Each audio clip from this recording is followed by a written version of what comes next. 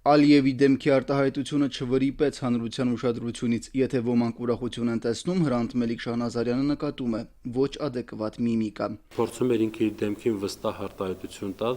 սեփական հասարակությանը ցույց տալու համար, որ իր դիրքերը ուժեղ են, բայց այն ինչ որ կա բանակցային սեղանին եւ այն ինչ մասին հետո հայտարարություններ եղան, կարծում եմ ոչ ուրախանալու, ոչ տխրելու առիթներ ոչ մեկին չեն տալիս,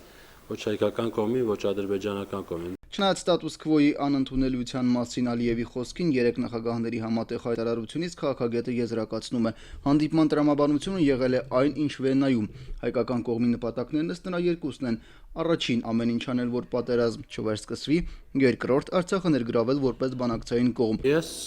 իշխանությունների կողմից տարածքներ հանձնելու մտադրություններ չեմ տեսնում։ Եվ նաև երեք ես դա չտեսա, չզգացի ոչ բանակցային սեղանին, ոչ դրանից դուրս շփումներում, քննարկումների տրամաբանության մեջ։ Ադրբեջանը միանշանակ շանտաժ է անում, նկատում է քաղաքագետ Հայկ Մարտիրոսյանը, շանտաժարեց թե ապրիլյան պատերազմով, թե Նախիջևանում առանց հայտարարագրելու զորավարժություններ սկսելով։ Սողացող պատերազմը ակտիվ բռնկումային փուլերով քաղաքագետի համոզմամբ հայկական կողմի շահից չի բխում։ Հետևելով նախագահների խոսքին Հրանտ Մելիք Շահնազարյանը նկատել է Ռուսաստանի նախագահը զուսպ էր քաղաքական հայտարարություններում, թեև Սերգեյ Լավրովի խոսքում անդրադարձ եղավ անվտանգության խնդրին։ Նրա դիտարկմամբ Ռուսաստանը շահագրգիռ է լինելու, որ թույլ չտա պատերազմի վերսկսումը։ Նախիջևանում ադրբեջանական զորավարժությանը զուգահեռ Դաղստանում ռուսական զորավարժություն սկսելու զուգադիպություն է թե ոչ, քաղաքագետը նկատում է. Ադրբեջանին զուգահեռ ռուսական զորավարժություններ անելը օրինաչափություն է դառնում։ Սա նրա խոսքով պատերազմի վերսկսումը կանխելու նպատակ կարող է ունենալ։ Սանկտ Պետերբուրգում եռակողմ հանդիպման ընթացքում արվել է շատ փոքր քայլ, սակայն ճիշտ ուղղությամբ։ Արևելագետ Ռուբեն Սաֆրասյանի կարծիքով այդ փոքր քայլը ԵԱՀԿ դիտորդների թվի ավելացման մասին հստակ պայմանավորվածությունն է։ Չպետք է մոռանալ, որ մենք գործ ունենք Ադրբեջանի նման երկրի հետ, նրա նախագահի հետ, Ալիևի հետ, որ անկանխատեսելի են եւ նույնիսկ ես կասեի անկանխատեսելի այն առումով, որ ամեն կերպ աշխատում են խաղաղ գործընթացը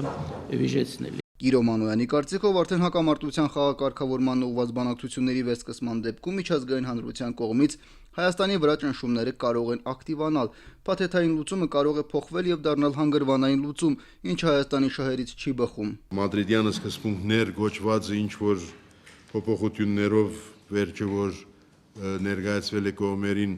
հասկացում էր որպես փաթեթային լուծում, կարծես դա արդեն կարող է փոխվել եւ դառնալ ոչ թե փաթեթային լուծում, այլ հանգրվանային լուծում, ինչը մեր շահերից չի բխում։ Հայաստանի դիվանագիտության շրջանակների համար այսօր շատ կարևոր է զինադադարի վերահաստատումը, որից հետո արդեն պետք է շարունակել բանակցությունները համապարփակ կարգավորման ուղղությամբ։ Սամվել Բալայան, օր